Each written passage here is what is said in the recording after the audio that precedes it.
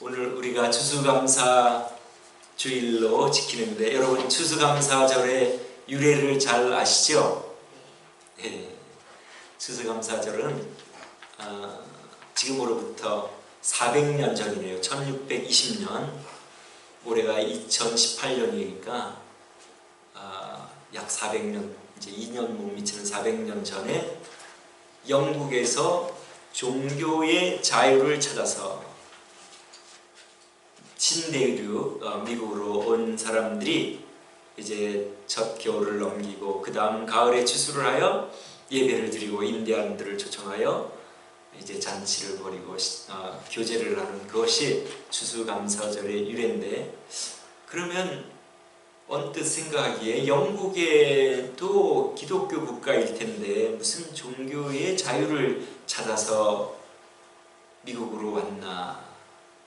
우리 기독교 역사를 잠깐 살펴보면 원래 영국은 천주교 교황의 그런 지배를 받는, 종교적으로 영국의 국교도 천주교로서 교황이 여러 결정을 하는데, 특별히 헨리 8세 때 헨리 8세가 자기의 본부인과 이혼을 하고 재혼을 하려고 하는데 교황청의 허가를 받지 못하고, 교황청이 허가를 안 해주니 이번 기회에 아예 우리는 로마 교황청과 갈라선다. 로마 카톨릭과 갈라서서 우리는 영국 국교회를 세우고 영국 더 철치 오브 잉글랜드를 세워서 로마의 카톨릭 교회와 결별을 한다. 그래서 이제 그는 마음대로 재혼도 하고 결국은 카톨릭 교회와 결별을 했는데, 이 카톨릭 교회가 영국 교회와 결별을 하는데 영국 교회가 그래서 앵글리칸 처치가 된 거죠. 지금 말하자면 한국말로는 영국 성공회입니다. 근데 이것은 교리적인 차이로 종교 개혁을 통해서 분리된 게 아니라 헨리 8세의 개인적인 자기 생활과 정치적인 그러한 입장에서 분리를 했지만은, 이 헨리 8세는 여전히 가톨릭의 그 천주교의 모든 교리를 믿고 있었습니다. 그래서 바깥에 보기에는 분리가 되어서 영국 교회가 독립했지만 여전히 그 내용은 천주교적인 모든 내용과 교리를 가지고 있었어요. 그때가 1520년대에 이제 헨리 8세가 그 결혼 문제로 이제 로마 카톨릭과 분리할 때인데 1520년이라고 하면 1517년에 종교개혁이 일어납니다. 그러니까 지금으로부터 500년, 딱 500년 전이죠. 그러니까 그 당시에 이제 종교개혁이 일어나서 영국에서도 이제 마틴 루터 독일과 그 다음에 이제 칼빈의 그러한 개혁 정신이 영국으로 이제 유입이 돼서 많은 사람들이 성경으로 돌아가서 성경 말씀대로 살아가자 하는 그런 운동이 일어났는데, 그들이 바로 청교도라고 합니다. 퓨리탄 청교도. 그러니까 이 영국은 국교이긴 하지만은 계속해서 영국은 그 자체가 천주교회하고 형식 내용은 거의 같기 때문에 영국 국교회에서 가리키는 것에 대해서 반기를 들고 따르지 않는 사람들을 영국의 왕에게 반기를 드는 것으로, 왜냐하면 그 영국 교회는 이제는 교황청에 소속된 게 아니라 영국 왕이 그 영국 교회의 수장인데, 그 영국 교회에 반기를 들고 그 영국 교회가 행하는 그러한 교리들에 대해서 반대를 하니 자기 왕에게 반대하는 것처럼 느끼고, 예를 들어 마리아에게 기도하는 것은 성경에 어긋나는 것이다. 고해 성사는 성경에 어긋나고 예수님이 우리를 위하여 돌아가심을 우리가 직접 하나님께 예수님의 이름으로 기도할 수 있다. 이런 모든 것이 그 영국 국교회의 가르침과 어긋나니까, 그런 것을 순종하지 않으니까 박해가 일어나고 화형에 처하기도 하고, 그래서 성경을 번역하는 그런 틴데일 같은 사람은 화형에 처하기도 하고, 어떤 사람들은 코도 베이고 귀도 베이고 감옥에 수감되고, 그러니까 자기가 원하는 이 성경대로 믿는 그러한 삶이 영국에서 방해되기 때문에 그것에 대해서 자유롭게 이제는 이 영국 국교회와 왕의 그런 관리와 지배와 간섭에 벗어나서 내 신앙 생활하는데 아무런 외부적인 억압과 제약이 없는 곳으로 가서 우리가 자유롭게 신앙 생활하자. 그런 사람들이 모여서 처음 출발한 것이 바로 메이플라워의 배를 타고 이제 미국에 도착을 하게 된 것입니다. 그래서 이제 종교의 자유를 찾아서 미국으로 왔다 할 때에 무슨 종교의 자유가 그렇게 핍박을 받을 것이 있었나? 여러분, 그 당시에, 지금은 아니지만 그 당시에는 카톨릭이 그 모든 사람들을 지배하고 있었는데 종교개혁이 일어나니까 얼마나 많은 사람들을 화형을 처하고 그 박해를 했습니까? 그 당시의 시대의 상황에서 그들이 이제 그렇게 미국으로 와서 새롭게 신앙생활을 하게 된 것입니다. 자, 그러면 이들이 그 감사할 조건들이 있었을까요? 저희가 한 3년 전에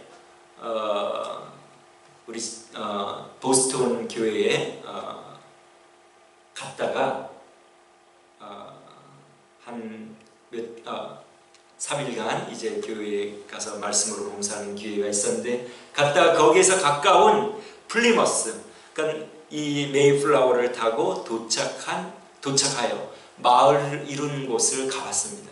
그랬더니 거기에 메이플라워를 복원해서 옛날 그 모양 그대로 해놓은 그 배도 있고, 그 다음 옛날에 그 사람들이 도착하여 지었던 집을 복원해서 이제 사람들에게 보여주었는데, 우리가 거기에 가보니까 너무 30m 정도, 배가 30m예요. 그러니까 그렇게 크지도 않은데 102명이 타고 와서 거기 이제 내렸을 때는 허벌판 아닙니까? 그러니까 그 겨울에 아마 배에서 그 겨울을 난 것 같아요. 그러니까 얼마나 불편하고 어려웠겠어요.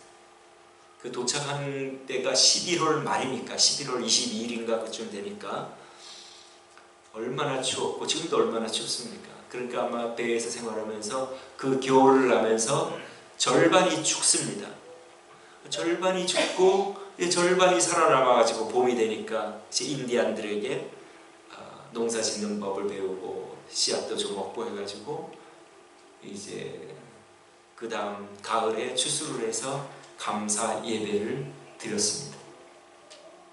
여러분, 그런 것을 생각할 때에 그들에게 어떤 감사할 조건이 있었고 어떻게 감사를 할 수 있었을까요? 그것은 딱 한 가지밖에 없죠. 영생을 믿었기 때문에, 이 세상이 끝이 아니고 영생이 있음을 믿었기 때문에. 만약에 그렇지 않으면 그 겨울을 나면서 절반이 죽어간 거는 그냥 이 땅에서의 삶이 다라고 하면 우리 세상의 말로 개죽음이죠. 개죽음. 아무런 의미도 없고 가치도 없고 그냥 너무나 슬픈 일 아닙니까? 그러나 그들은 영생을 믿었고 이 세상에서의 삶이 다가 아님을 확신하고 믿고 나갔기 때문에 죽으면 천국이요, 또 살면 이곳에서 우리가 원하는 대로 하나님의 말씀을 순종하면서 하나님의 말씀대로 우리가 살아갈 수 있는 그러한 기회를 얻는 것이다 하고 그들이 그 새로운 땅으로 와서 살아가게 된 것입니다. 여러분, 영생이 없는 사람들은 어떤 느낌을 가질까요? 죽음 앞에서. 오늘 우리 스티브 잡스의 말을 한번 제가 말씀을 드리려고 합니다. 스티브 잡스가 췌장암에 걸려서 죽게 됐는데, 여러분 스티브 잡스 아시죠? 애플을 창시자 중에 한 명이고 나중에 애플을 아주 발전시키고 애플 하면 스티븐 잡스하고 동일시할 정도로 굉장히 성공한 사람이고 거의 모든 사람들이 알고 있는 사람인데, 이 사람이 죽음하면서 어떤 말을 했습니까? 제가 읽어드리겠습니다. 지금 병들어 누워 과거 삶을 회상하는 이 순간 나는 깨닫는다.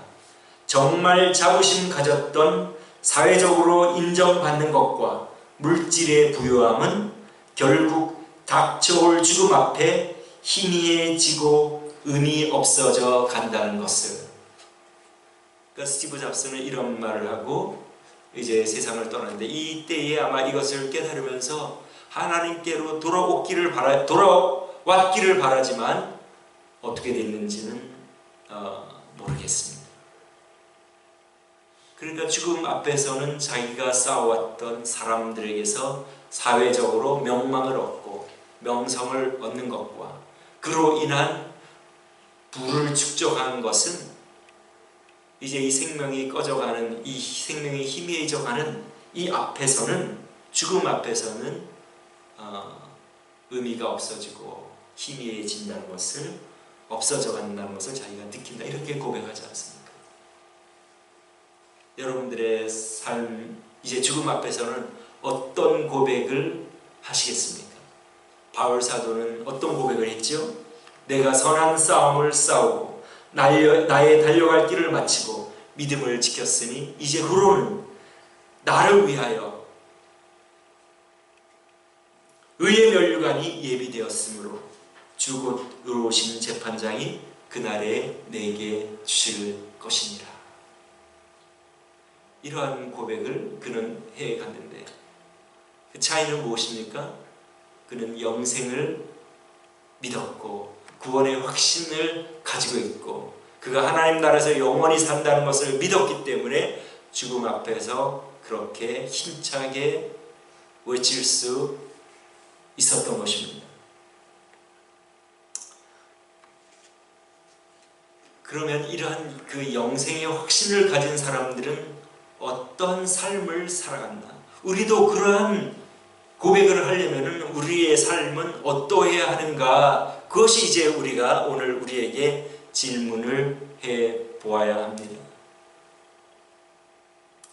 하나님의 말씀을 순종하고 그 하나님의 말씀을 순종하기 때문에 내 생활에서 당하는 불편함과 고난과 역경을 이겨나갈 때에만 내가 참된 믿음이 있음을 증명하는 것이고 그런 사람은 죽음 앞에서 이런 고백을 할 수가 있습니다.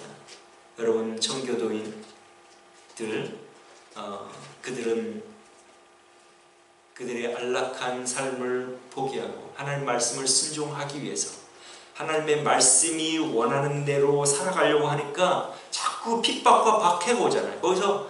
그래서 그들은 불편한 삶을 선택하여 아무것도 없는 그러한 신대륙으로 가서 그들의 그 삶을 살았다. 그들은 하나님의 말씀을 순종하기 위하여 고난과 역경을 감수함으로써 그들의 신앙이 진실함을 그들은 증명을 한 것입니다. 그리고 우리에게 믿음의 본을 보여준 사도들, 믿음의 선진들도 마찬가지죠. 바울 사도나 다른 제자들, 바울 사도 예를 들어 얼마나 많은 고난을 당하는 것을 우리가 사도행전을 통하여 읽을 수 있습니까?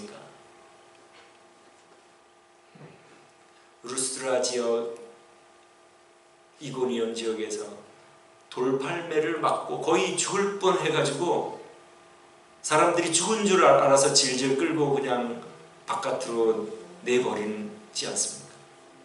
그렇게 돌팔매질도 당하고 하나님 말씀에 순종하여 복음을 전하느라 그 다음에 감옥에 투옥되고 태장도 맞고 강의 위험도 있고 여러 하여튼 얼마나 많은 강도의 위협도 받았고 그 옛날에 치안도 취약한 가운데 그렇게 전도 여행을 다닐 때에 그 강도들이 와서 또 강도도 당하고 어려움을 당하면서 복음을 순종함으로 복음을 전함으로 그의 믿음을 그 스스로 증명함으로 그가 죽을 때에 의로운 재판장이 나에게 의의 면류관을 예비하실 것이다. 그렇게 고백을 한 것입니다.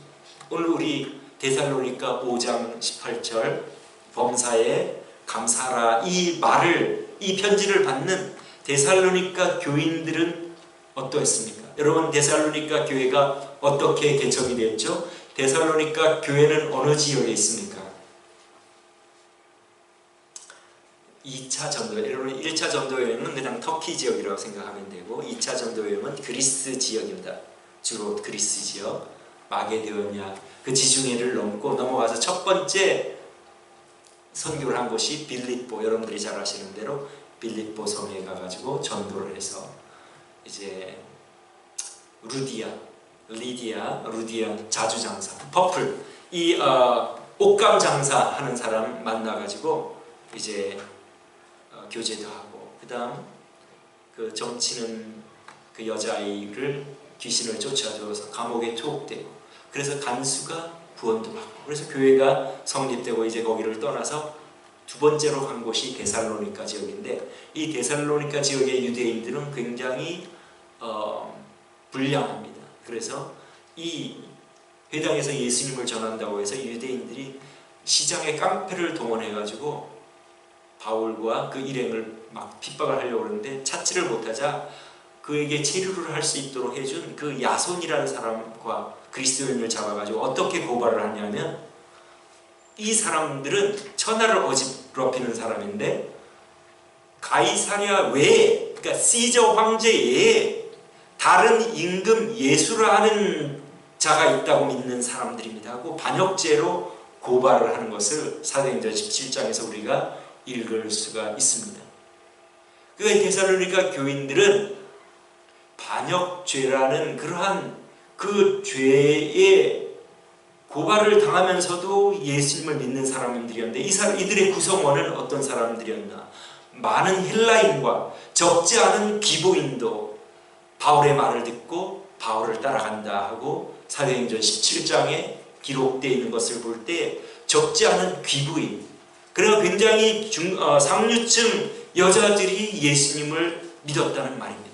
그 여자들이 예수님을 믿으면 남편들은 많이 잘 따라가지 않습니까? 그죠? 남편들 우리 아내들 말 잘 듣죠? 그래서 아마 그렇게 남자들도 많이 신앙생활을 했을 거고 부유한 사람들이 했는데, 그런데 그들은 그 땅의 삶의 부유함을 뒤로하고 그 황제 반역죄로 고발당하는 상황에서 기쁨으로, 성령의 기쁨으로 예수님의 복음을 들었다고 데살로니가전서 1장에서는 바울사도가 그들에게 편지할 때 그렇게 말하고 있습니다. 그러니까 이 예수님을 진심으로 믿고 감사하는 사람들은 어떤 사람들이었나? 하나님의 말씀을 순종하고 그것을 순종함으로 나에게 불편함과 불이익과 신체적인 위해와 박해와 고난이 당할지라도 그것을 감수하는 사람이 진정한 그리스도인이고, 그리고 그 사람은 영생의 확신이 있고 천국의 확신이 있기 때문에 범사에 감사할 수가 있고, 그래서 범사에 감사하는 것입니다. 그러한 그 깊은 그 파운데이션, 그 깊은 그 영적인 해결, 영생과 천국의 그런 확신이 없는 사람들은 감사가 옅을 수밖에 없어요. 그냥 뭐 눈에 보이는 거 있으면 감사하고, 또 나에게 어려움이 있으면 불평하고. 그러나 우리가 예수 그리스도를 믿고 참된 믿음을 가지고 있는 사람들은 그 근원적인 근본적인 문제를 해결했기 때문에, 죽음과 영생의 문제를 해결했기 때문에 어떠한 일들을 당해도 낙심하지 않고 절망하지 않고 범사에 감사하게 되는 것입니다. 여러분 믿습니까? 그래서 처음 이 신대륙에 왔던 그 청교도들이 감사할 조건이 무엇이겠습니까? 절반이나 죽어버리고, 그리고 잘 곳이 없어서 배에서 머무르면서 겨울을 보내면서 어떤 감사할 조건이 있겠습니까? 그리고 자기들 앞에서 함께 왔던 사람들이 반 이상 죽어나가는 것을 볼 때 얼마나 마음이 슬프고 절망적인 그러한 일들입니까? 영생이 없으면 아무런 설명이 안 되잖아요. 그러나 그들은 동료들을 묻고 가족들을 묻고 천국으로 인도해 주신 하나님께 감사하면서 1년을 농사하고 추수하여 하나님께 감사 예배를 드린 것입니다. 그래서 우리도 범사에 감사할 수 있으려면 그런 근본적인 신앙의 문제, 영생의 문제가 해결되면 우리가 범사에 감사할 수 있는데, 그러려면 우리가 바른 복음을 잘 이해를 해야 됩니다. 여러분들이 믿는 복음은 무엇입니까? 오늘날 많은 사람들이, 교회를 다니는 많은 사람들이 복음을 잘 알지 못하고, 그래서 교회는 다니지만 하나님과 상관없는 사람들이 얼마나 많은지 잘 깨닫게 되고, 그것을 일부 자각하는 사람들이 이제는 예수님을 믿음으로 구원받는 것은 제일 엉터리며 우리를 미슬레드, 잘못 호도하고 인도하는 거짓 복음이라는 것을 서서히 깨닫고 있습니다. 여러분들은 정말 우리가 하나님의 말씀대로 살려고 하는 이 교회에서 신앙생활하는 것을 여러분들이 진짜로 감사하게 생각을 해야 합니다. 성경이 말하는 복음은 무슨 복음이냐? 하나님이 우리를 창조하셨다. 우리의 창조주고, 우리는 그분이 우리의 목적을 가지고 우리를 창조하셨고, 그분은 우리에게 명령하심으로 우리의 관계를 설정하셨다. 생육하고 번성하고 땅을 정복하라. 우리에게, 인간에게 제일 처음 말씀하신 것이 명령형입니다. 그것은 하나님과 우리의 관계는 명령과 순종의 관계임을 말씀하시는 것입니다. 그 순종함으로 너희들은 거기에 나에게 영광을 돌리게 되는 거고, 거기에 행복이 있다. 하나님의 명령은 하나님을 사랑하고 이웃을 사랑하는 것인데, 우리가 그렇게 살아가면, 하나님을 사랑하고 하나님께 붙어 있어야 우리가 영생을 얻으니까 하나님께 붙어 있고 하나님을 사랑하라. 그 다음 너희들이 이 땅에 살아가는 동안은 사람들과 사랑의 관계를 통해서만 참된 만족과 기쁨과 만족의 생활을 누릴 수 있다. 우리를 위하여 명령하십니다. 하나님의 명령은 우리에게 무거운 짐을 지우기 위함이 아니라 우리를 만드시고 우리가 어떻게 작동되는지를 아시기 때문에, 너희들이 궁극적인 만족과 기쁨을 누리려면 나에게 붙어있고 나를 사랑하고 너에게 허락한 사람들과 사랑하는 사람들과 사랑하고, 거기에서 참된 기쁨과 만족이 오는 것이다. 그래서 우리에게 명령을 하시지 않습니까? 그런데 우리 인간은 어떻게 합니까? 오늘날 많은 사람들이 하나님 나는 몰라, Leave me alone, 나 혼자 내 마음대로 살아가게 해달라. 그래서 독립을 선언하는 그것이 근본적인 죄입니다. 오늘 우리가 말씀을 암송하지 않았습니까? 모든 사람이 죄를 범함. 이사야서 53장 6절. 우리는 다 양 같아서 그릇 행하여 각기 제 길로 갔거늘 여호와께서는 우리 무리의 죄악을 그에게 담당시키셨다. 그러니까 하나님께 복종하고 순종하며 살아가야 되는데, 이제 많은 사람들이 하나님을 업신여기고 하나님은 안중에 없이 자기 마음대로 자기가 원하는 대로 살아갑니다.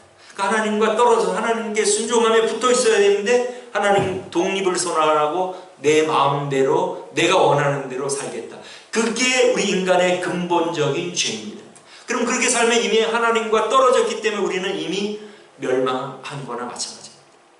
나무가 뿌리 뽑혀 있으면 당장은 싱싱하게 푸르게 보이서 살아있는 것처럼 보이지만 땅에 뿌리를 박지 않기 때문에 이미 죽은 거 아닙니까?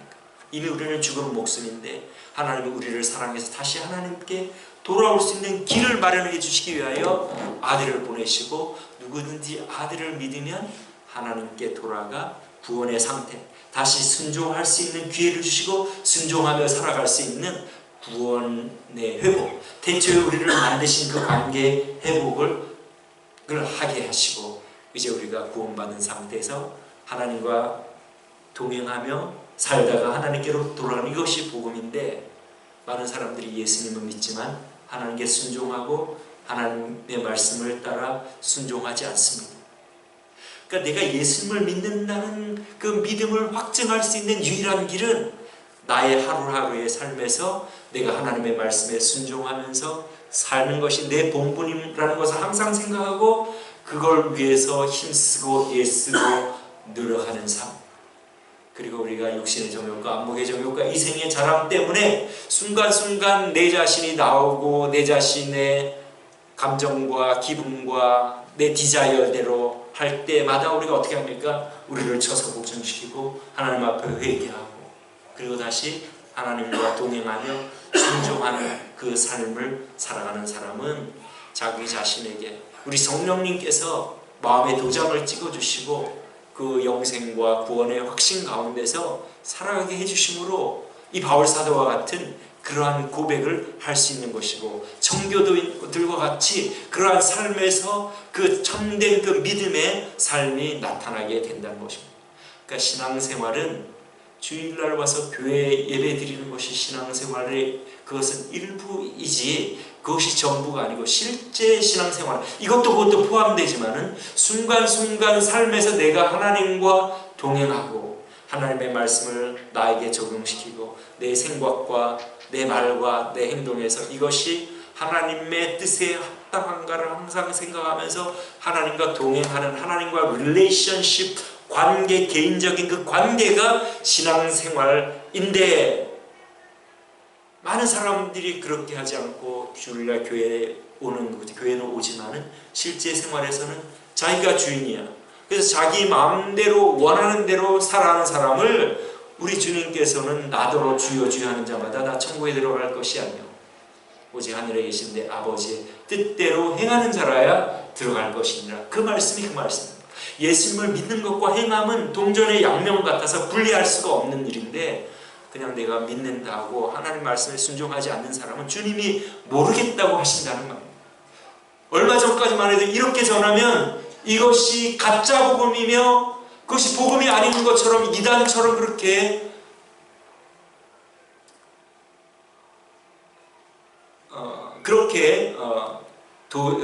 말하는 사람들인데 이제는 그렇게 생각하지 않는 세계적으로 권위를 인정받는 플러신학교의 김세윤 박사 같은 분이 그거는 틀린 복음이다. 예수만 믿으면 구원받는다는 것은 틀린 복음이다. 강조하는 것을 지난주에 제가 유튜브를 통해서 보았습니다. 이제 우리가 우리의 신앙생활을 점검해요.